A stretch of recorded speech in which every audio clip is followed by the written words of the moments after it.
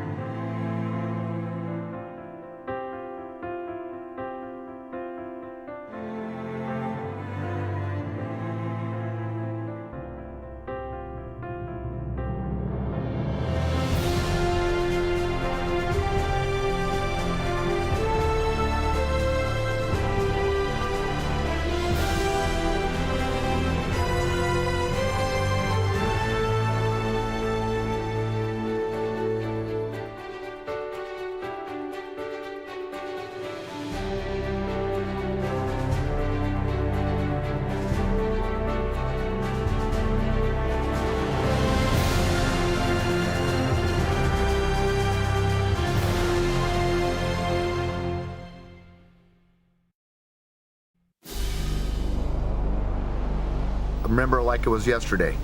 Driving to the stadium, I lived in Pacific Beach at the time, driving down Interstate 8 towards the stadium, it felt like what I thought was a sonic boom. All of a sudden, over the radio, there's been this horrible plane crash, total devastation in a major part of San Diego proper. I was driving on 805 getting to the stadium, and there was literally clothes and suitcases on the highway. I run into Jerry McGee, longtime great columnist, covered the Chargers, beat writer. He comes around and he goes, "Wow, what do you think about the news?" And I go, "God, it's horrible, isn't it? I mean, it's just the worst thing ever." And he goes, "No, it's the worst you've ever heard?" I go, "Yeah, it's horrible. It's devastation. Hiring Don Coryell is the worst thing you've ever heard?" And I go, "Dude, have you not heard about the plane crash?" And he hadn't heard about the plane crash. I will never forget the same day, one of the worst, darkest days in San Diego history, turned out to be one of the brightest sports days in San Diego history. In comes this whirlwind, Don Coryell. And I remember him saying, "You guys are 1-3, you haven't won in a long time. People think I'm crazy to take this job." He says, "Well, guys, I tell you what, we all got to be a little bit crazy to play this game." And with that, we all started laughing, and we never stopped laughing until it was over. We love the city and the area of San Diego, the people here. We've lived here for so many years. It's coming back home. It's our home.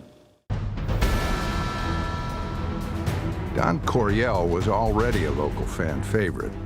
At San Diego State, he won more than 80% of his games with an innovative passing offense that shattered numerous collegiate records. This success earned him a head coaching job with the St. Louis Cardinals, who ended a 25-year playoff drought following his arrival. After leaving St. Louis in 1977, Coryell seemed the perfect choice to rescue the struggling Chargers. Coach Coryell loves football. He loves his players. Didn't want to get involved in contract negotiations, didn't want to be involved with ownership issues. He wanted to get on the field. He wanted to coach. Never in my life have I seen a guy that was so intense about what he loved, which was the game. I mean, he'd look right through you. You'd walk down a hall, "Coach, how you doing?" Just walk right by you. Is he pissed at me? Did I say something wrong? And it was no malice. He would just focus on little things. He would get lost in his own little world. If we needed popsicles for practice, that was the biggest thing that day. Forget practice plans. Oh, hell, we need popsicles. We need to get our guys happy for a little break during training camp. The most important thing to me about Don Coryell is that he actually cared about us as players. Don was always a guy that made you feel important. Your contributions to the offense or to the meetings or to the team or to the locker room was part of the deal, and we were all in this together. That's just him as a human being. I don't think there's ever been a coach who was more courageous about creating offense. Basically, it had to do with the passing game, obviously, but also with formations and use of personnel. Seeing a player that could do more than one thing. Maybe this tight end could line up outside wide and create a mismatch, like Kellen Winslow. He wanted to spread the field. He wanted to throw the football. Different formations, different ways to get things happen, looking for that mismatch, always trying to be innovative. It was the ideal marriage of tactics and talent.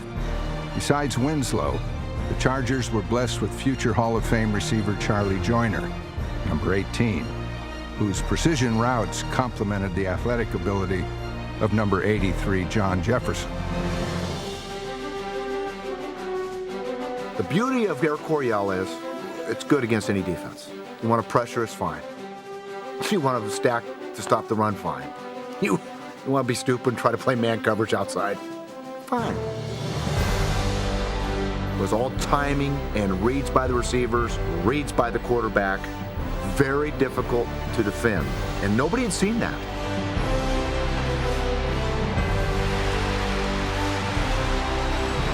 In 1978, Air Coryell propelled the Chargers to their first winning season in nearly 10 years.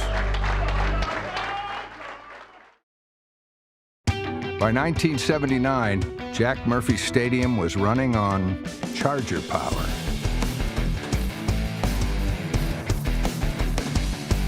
All of a sudden, there was this collection of great talent, personalities, and a chance to really do something, and we were doing it. And this city was insane. It was on fire. I mean, you were nobody if you didn't have a Charger Power t-shirt back in the days of disco with your big hair and everything else. We were the first big thing sports-wise in San Diego. And we kind of realized we fed off the energy from the fans. This town was rocking. I mean, it was awesome. Hank Bauer himself became an object of affection for fans who appreciated the bread-and-butter back of Coryell's gourmet offense.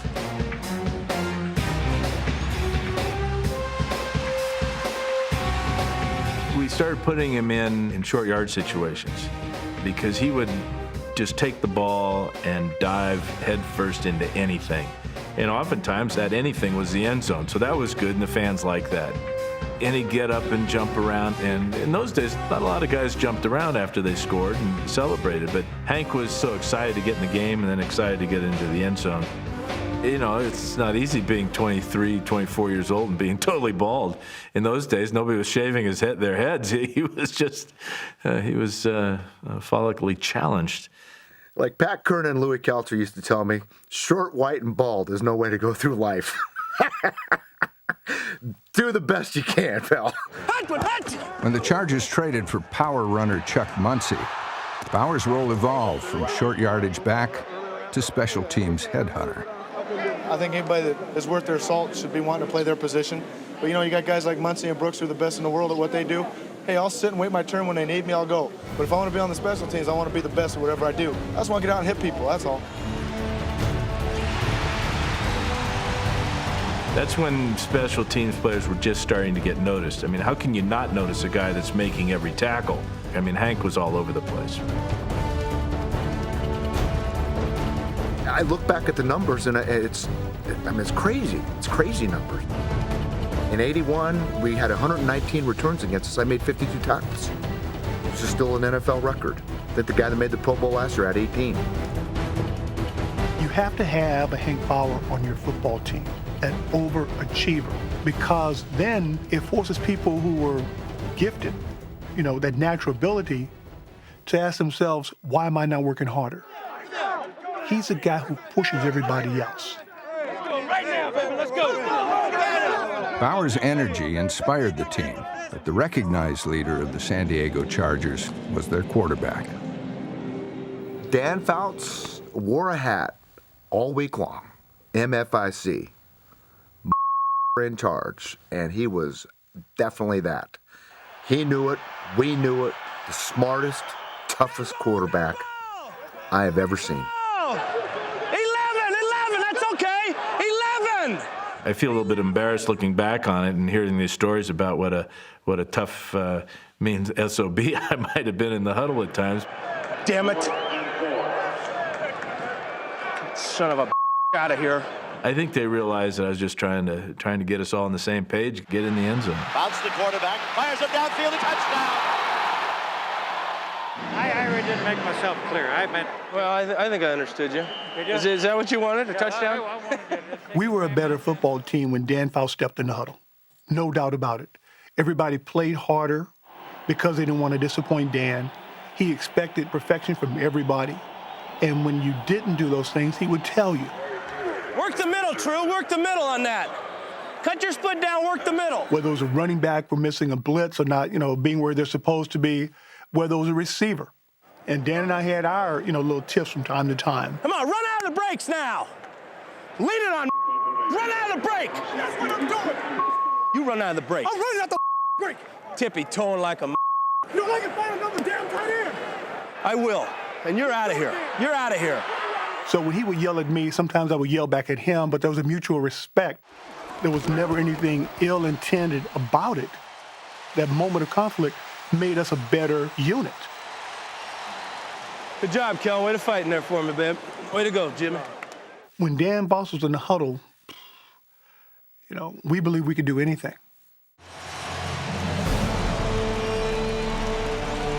In 1979, Fouts led the league in passing, but in the opening round of the playoffs, he threw 5 interceptions in an upset loss to Houston.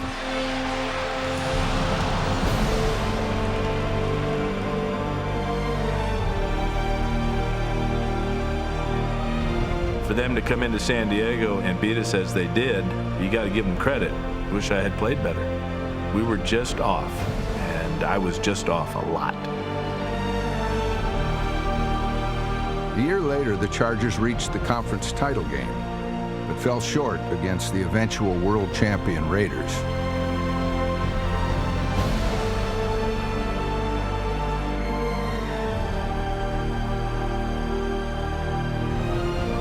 You look back and you go, damn, how'd that happen? Such a journey to even get into the playoffs. It's hard. Getting to a Super Bowl is hard. The Oakland Raiders currently reign as world champions. But there are those who feel that the team that trains right here in La Jolla, California, the San Diego Chargers, will not only dethrone Oakland as the champions of the AFC, but will go on to win it all in 1981.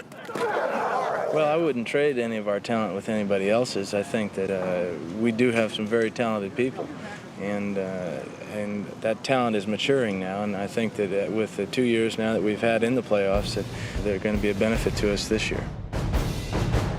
San Diego's most skilled pass rusher was future Hall of Famer Fred Dean, number 71. Incredible upper body strength that allowed him to either run around a blocker or use his long arms to move the blocker out of the way. So Fred was really a unique player. But beating up quarterbacks wasn't Fred Dean's only talent. I'm Freddie Dean. People tend to call me mean, 'cause I'm the baddest dude a quarterback has ever seen. Before the day is done, you'll remember number 71. Let's go all the way. We thought we could sing, so why not give it a try? Fred Dean, Leroy Jones, Charles DeJournay came up with a concept of adding John Jefferson and Kellen Winslow, and we formed a group called the High Five. We're gonna win. And the name of the album was The Other Side of Us. Of course, this is one side being a football player, the other side is the singers, the crooners, et cetera, et cetera. I think we sold maybe 100 albums. I think I bought 99 of those.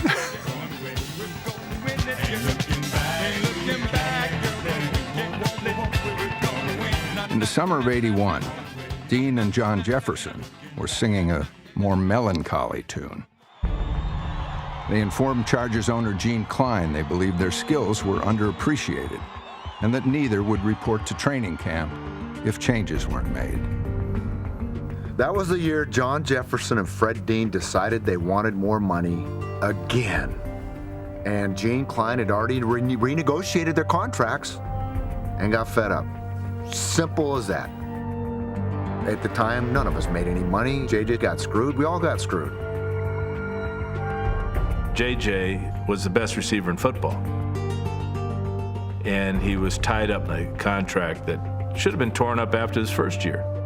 JJ was such a big part of it, not only for his production, but for the spirit he gave our team. It was very disheartening to see him being treated this way. Teams are saying, we've got to stop these people. What can you do as an encore? Well, as an encore, first of all, we can get John Jefferson into camp. That would be our first step. Jefferson misses football. He admits that. But he says he is determined not to go back to the Chargers until he gets the contract he wants. And he says, yes, he will sit out the entire season if necessary. John Jefferson has been a remarkably fine football player, a wonderful young man to work with, and we are indeed sorry that the situation turned this way. Klein stood his ground throughout the contentious summer. The rest of the Chargers grew so frustrated that they eventually pushed back by staging a team-wide boycott. Similar to the Vince Lombardi. We always had this Charger backer luncheon that most of the players would go to and sit at the table with the fans. As a show of solidarity, we decided not to go to the Charger backer luncheon. There's a way of saying to management, we need to get this done. We need to get this resolved.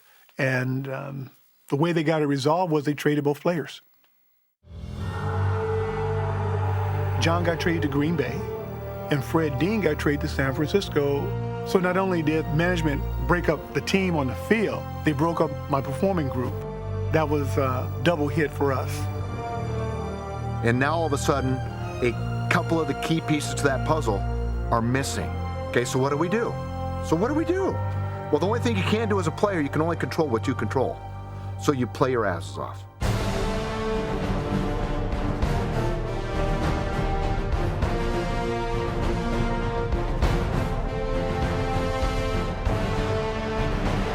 The Chargers moving the ball here early in the first period. James Brooks, right side, touchdown, San Diego.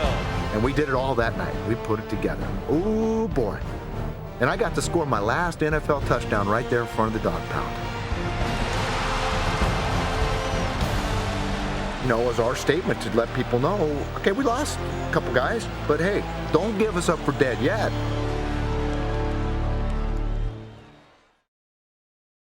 Okay, we'll go far right, 50, belly on blue, ready? If you look at our team in that era, on offense, we ran the same offense forever. But every once in a while, every 2 or 3 years, we're changing defensive coordinators. When you change a coordinator, you change your defensive philosophy, but you also change personnel to fit that philosophy. And believe me, you can't do that every year and have the consistency. You need to be a championship team. Despite the presence of some individual stars, San Diego's defenders were seldom in the spotlight. Here's an accepted thing. You're a second-class citizen if you play defense with the Chargers in the 80s. Simple deal. We have an offensive coach. We have offensive star power. We're the most dynamic offense in the history of the game. And I'm sure those guys felt like they were second-class citizens. Now with Fred Dean no longer on the roster, the defense's misfortunes worsened. Can't put pressure on the quarterback. An average quarterback, a less than average quarterback, can have a big day on you. The loss of Fred Dean, it just changes everything. If you don't have those role players, then you're putting more pressure on a secondary. You're asking more of them to do it. Worn-down Chargers defenders found themselves lunging for opposing ball carriers, while their apologists grasped for excuses. Weirdest thing I ever heard somebody say is that they felt that our offense scored too quickly, which I still don't understand, because isn't that our job, is to score? And do we really have any choice as to how quickly we score? Can we really take 8 minutes off the clock each time, or is it better to do it in 3 plays? We score a touchdown, go out there, Play 3 downs, stop them, force them to punt the football, we'll score again. You know, it's your fault you let them go 18 plays. Who says you can't stop them? Shut up, stop them, get off the field.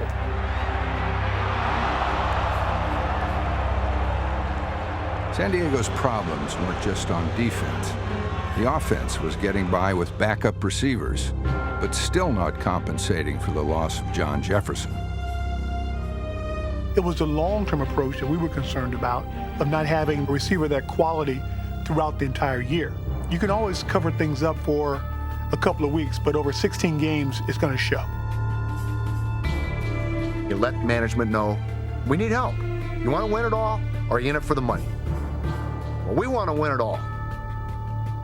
So help us out here, will you? And I'll tell you what, they helped us out. They helped us out. I would have never thought in my wildest dreams that you could replace John Jefferson, but you did. A couple of members of the media came out and told me that they had just traded for Wes Chandler. I remember saying in that very flippant way, that very flippant mouth I had at the time and still do, is it's about time they did something right. The players and the organization as a whole has really adapted to me. They took me in and made me a part of this big, happy family. And when you have a pure passer such as Dan Fouts, from a receiving standpoint, it's like dying and going to heaven.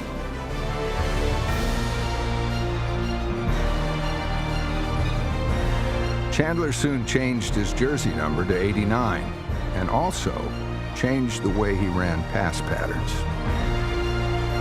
He worked extremely hard to get his timing with me because he's so fast. I had problems with some of the timing routes. And so he literally had to slow down a little bit to make it all work. Everything that John Jefferson brought us in terms of energy and catches and big plays and everything else. And I hate to say it, JJ, but Wes Chandler was every bit as good. Wes is special now.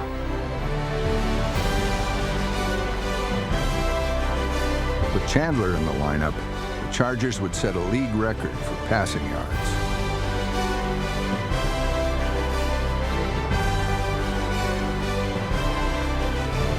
In 1981, Air Coryell was the league's #1 ranked offense, and at midseason, the Chargers appeared unstoppable.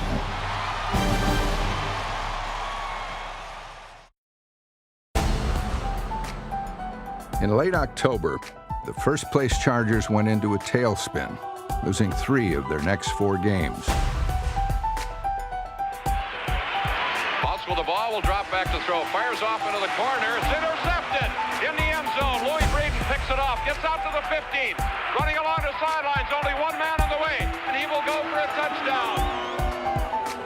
A lopsided loss to the Bengals was followed by a sleepwalk in Seattle. We never, ever lose this. The dog-ass Seattle Seahawks? Are you kidding? And much less on Monday Night Football? And they hammered us, and they earned it. They deserved it. They kicked our ass.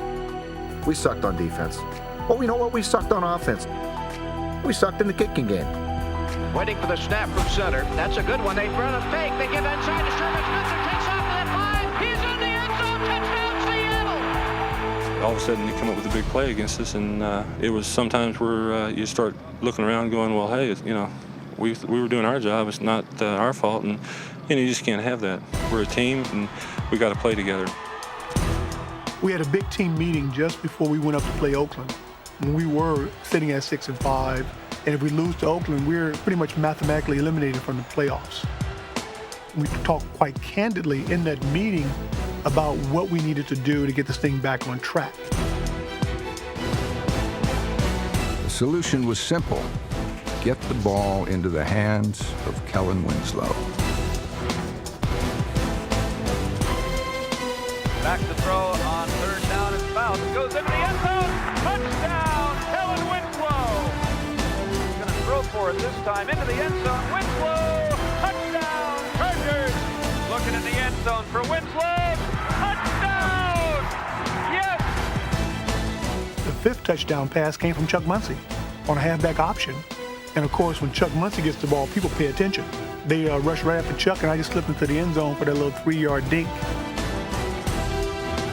Now, I would like to spike the football back then, and I ran out of spikes. We also knew it was the last time we were going to play the Raiders in Oakland because they were moving to Los Angeles the next year. At the end of the game, you look up and there's 55 points against the Raiders in Oakland. And there's still fans here. This is great because we can tell each one of them how we feel because we're never going to see them again. It was like, yeah, you and you and you and you. Look at the scoreboard, blankety blank, blank, blank. So that was a lot of fun. That was probably as much fun as I've ever had going off a field. The next week was Chuck Muncie's moment.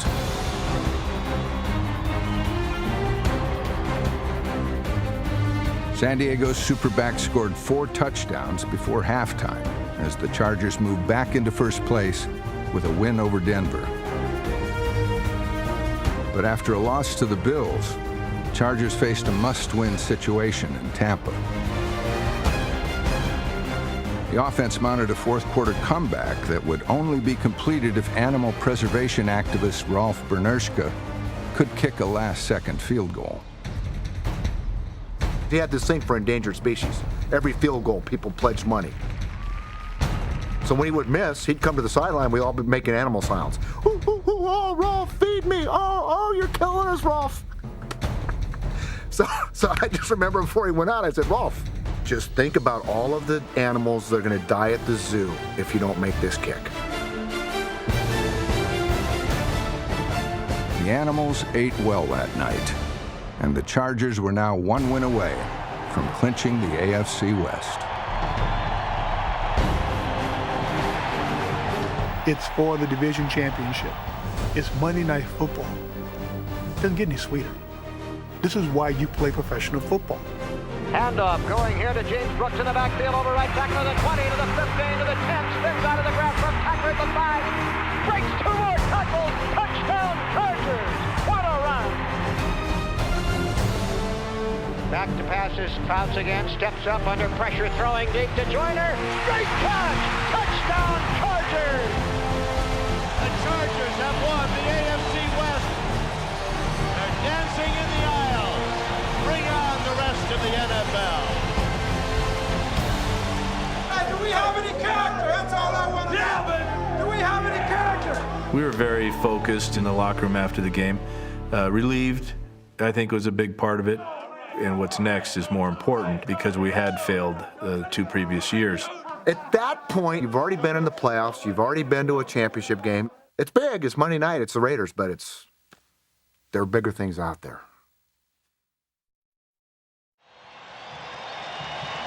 The Chargers began their postseason in Miami. The sultry local weather presented nearly as many problems as the Dolphins. Coryell gets this thought in his mind that it's going to be hot and humid, so he read somewhere that if you eat bananas, the potassium is going to keep you from cramping. So Pat Kern, the business manager for the team, had to go out late at night and find bananas for everybody and put them in their room. Well, that's a lot of bananas. I don't know if there was a banana shortage in Miami or what. And I guess they were like $1 a banana at the time. Don Coryell gets these little thoughts. They take over everything.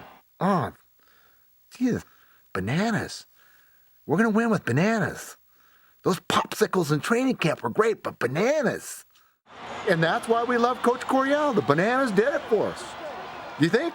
Who knows? It didn't hurt.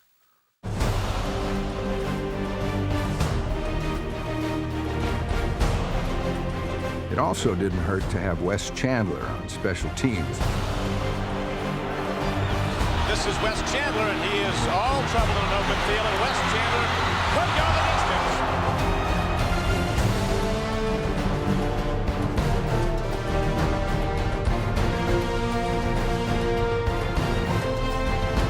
Great coaching by Mark Braden, our special teams coach. We put Wes in it as a short return man. He wasn't a return man. My job was to peel out to the outside and kick out the contain man. I couldn't have broken a pane of glass with that block. But I got between me and the guy. All of a sudden, I just felt this whoosh right under my butt. And there he goes, off to the races.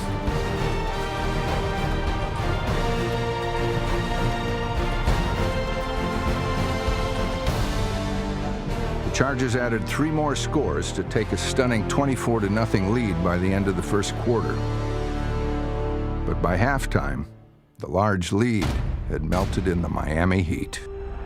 Steps up, throws it downfield. It is complete. The lateral back at the 20, the 10, the 5, into the end zone, touchdown. Oh, they did it with a gadget. The hook and ladder right before the half. I think that totally woke up the sleeping giant, got the crowd back into it, and then once that hook and ladder with Tony Nathan, man, it was on like the break of dawn.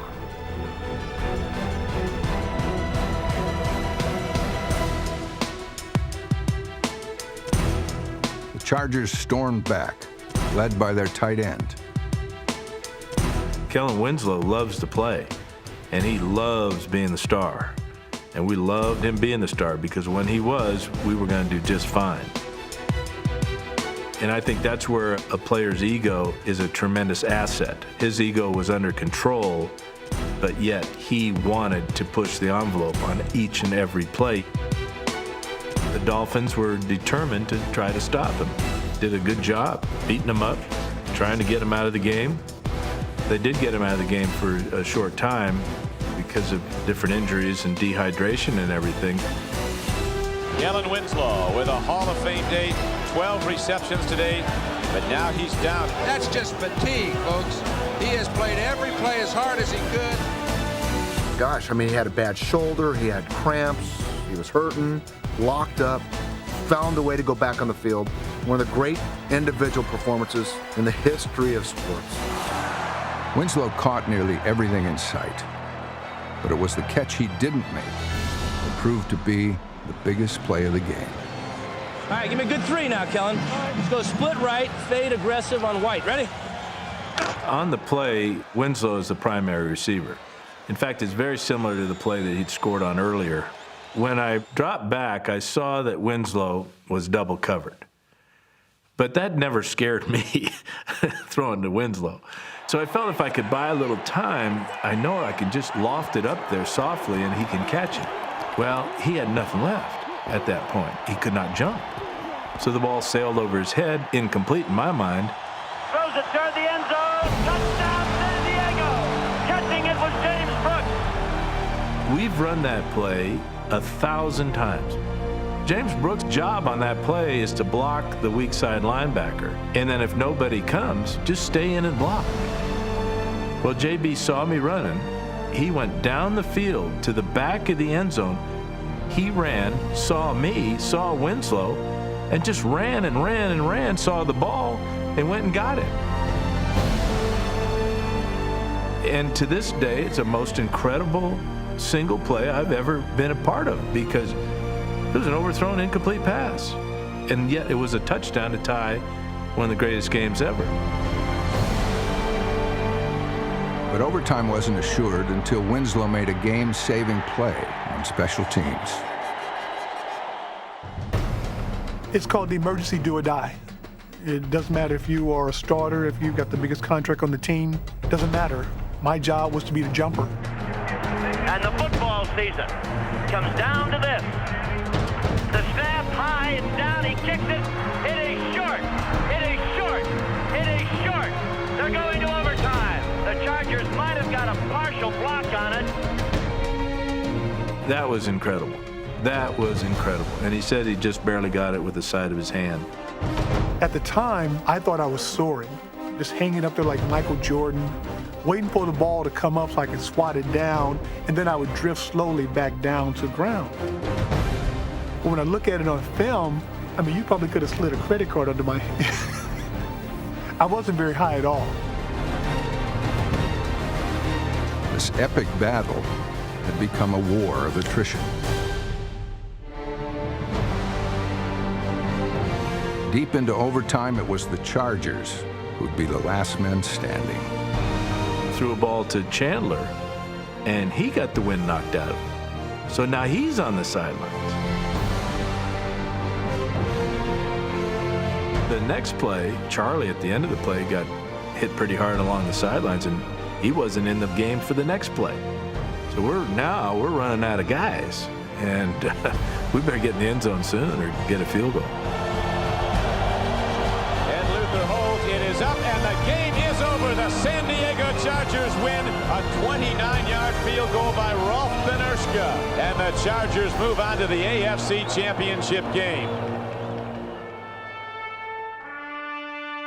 But one Charger wasn't moving anywhere. And that's when my back, my hamstrings, my calves all cramped up. Just from my waist down, just cramped up on both sides. He couldn't get off the field, so I think it was Eric Sievers and Billy Shields had to carry him. It's the old Spartan getting carried off on his shield. Pretty awesome. And then you just start realizing how tired you are, looking around at bodies strewn on the field, because there were guys that just didn't want to get up. And in fact, Big Ed and Louis Kelcher were laying next to each other because they were on the field goal team. They looked down, they saw Winslow being taken off the field with the cameras and everything. And I think Louis said to Big Ed, he says, you know, they never pick up fat guys. We're going to have to get up by ourselves. Hey, we rolling. Hey, we dug as deep as we can get. You're right. And we came up. That's where you come up in. That's where you come up in. All right, another season next week. You giving the game ball to everybody? Everybody gets the game ball, of course. Of course. Women and children first. Green 80. Green 80. One win away from the Super Bowl, the warm weather Chargers faced the worst possible conditions in the AFC Championship. They were predicting unbearably extreme cold weather. But we didn't realize what we were getting into until we get off the plane in Cincinnati that Saturday. And then we woke up on Sunday to the coldest day in the history of the 20th century. 59 below zero wind chill. 30 to 40 mile an hour winds. Hot steam coming off the Ohio River as we're going into the stadium. Looked like a jacuzzi. I get out and I go down the tunnel and it hits you. It's like somebody threw 100 knives at you. And I run right back into the locker room. And everybody's going, what's up? And I go, well, first of all, start taking off everything you're putting on, because A, you can't move, and B, not gonna help. I still have frostbite in my right big toe because of that.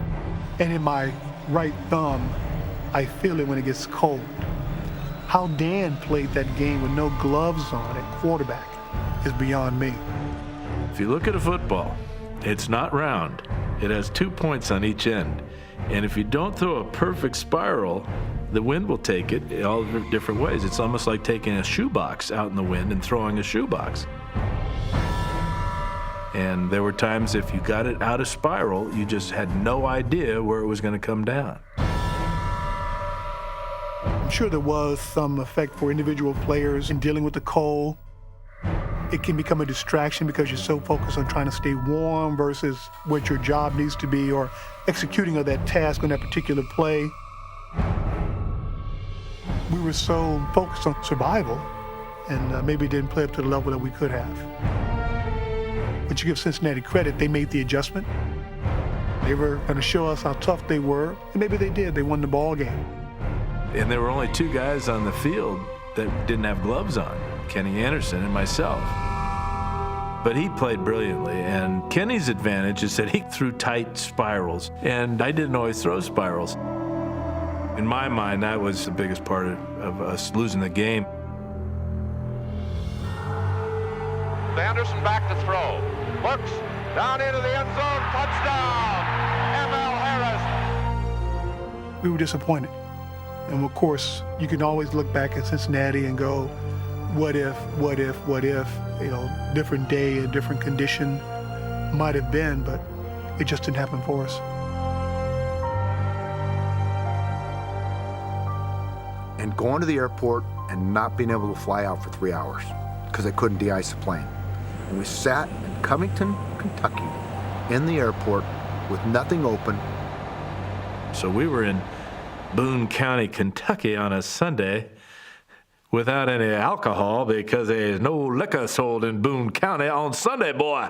Don't you understand? We sat in that hole and for hours and couldn't get back to San Diego. At least let us get home. You beat us. You're going to the Super Bowl. But don't keep us prisoners here, please.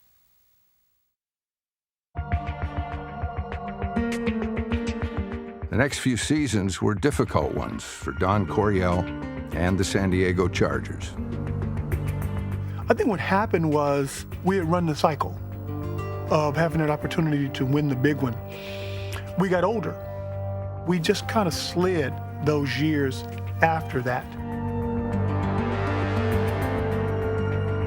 3 of our front 4, who really was the strength of our defense, were up with the 49ers winning Super Bowls.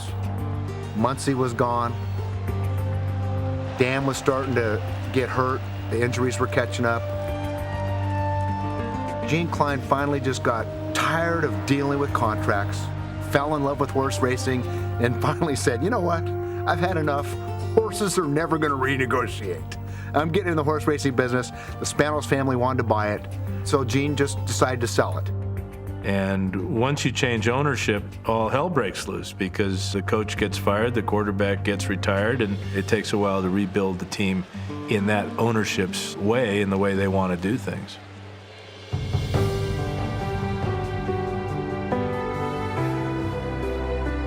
With all due respect to the 49ers, Dallas Cowboys, who also ran our offense, and on and on and on, I in my heart believe that we had the greatest offense in the history of the National Football League. We changed the way people play defense. They had to change philosophy playing defense because of us. There are teams today still running that offense, the same terminology, that won Super Bowls with that. St. Louis Rams, when they won Super Bowl, I could step into a St. Louis Rams huddle and run their plays. It's the same offense. To me, the Hall of Fame is about influence on and contribution to the game of pro football. It is my sincere hope that my inclusion to the Hall of Fame helps open the doors for so many others who have not participated in a Super Bowl game. It's not like it's going to define my life or anything, not winning a Super Bowl, but I think about it. I think about it all the time. And to get so close and know that you could have, should have done it, pisses you off, hurts. It's the Holy Grail. It's how your career is measured, whether you won a ring or not. If you have won a ring, you go into a very elite group. We were never able to step into that elite group. I mean, how big is winning a Super Bowl? How big is it? Well, merely from a football point of view, it's the biggest thing in your life. We'll be judged based upon our failures, but also upon our entertainment value and how people remember us. People remember the San Diego Chargers as a team that they enjoyed watching. All I care about is the fans. And if they liked it, great. Some will be critical, some will say, they never won the big one. But you know what? We tried, and we had fun trying. We did leave our mark. We will not be forgotten.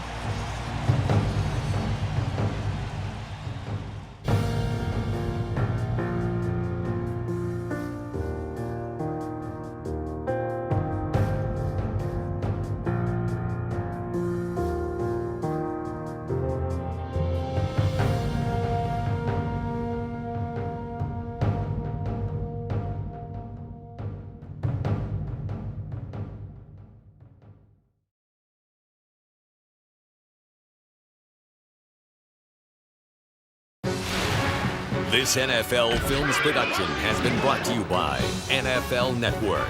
Watch the National Football League 24 hours a day on NFL Network.